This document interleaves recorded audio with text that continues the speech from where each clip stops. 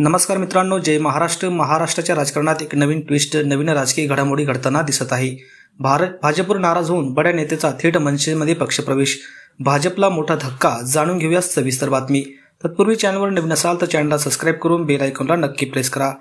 मराठी विरुद्ध अमराठी असा वाद विकोपाला गेला आहे. त्यातच मीरा भाईंदर परिसरात एका अमराठी दुकानदाराला मनसे कार्यकर्त्यांनी मारहाण केल्याच्या घटनेनंतर राजकीय वातावरण चांगलेच तापले आहे. या मारहाणीच्या निषेधार्थ गुरुवारी मीरा भाईंदरमध्ये काही व्यापाऱ्यांनी मोर्चा काढत मनसेच्या कृतीचा निषेध केला आहे.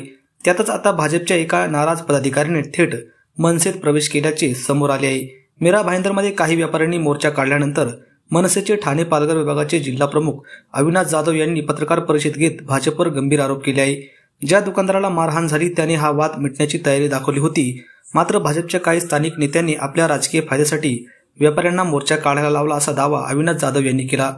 या सगळ्या घडामोडीमुळे मीरा भाईंदरमधील भाजपचे मराठी कार्यकर्ते आणि पदाधिकारी नाराज झाले होते. याच नाराजीतून भाजपच्या काही स्थानिक पदाधिकाऱ्यांनी गुरुवारी मनसेत प्रवेश केला. मनसेच्या अधिकृत सोशल मीडियाच्या हँडलवरून याबाबत माहिती देण्यात आली आहे. भाजपचे प्रभाग अध्यक्ष कुंदन सुरेश मानकर यांनी मनसेत जाहीर प्रवेश केला आहे. यामुळे त्यांनी भाजपवर पुरस्कृत मोर्चावर नाराजी व्यक्त केली आहे. त्यामुळे हा भाजपला मोठा धक्का मानला जात आहे. तर मित्रांनो, आपल्याला या संदर्भात काय वाटतं, आपल्या प्रतिक्रिया कमेंट बॉक्समध्ये नक्की व्यक्त करा.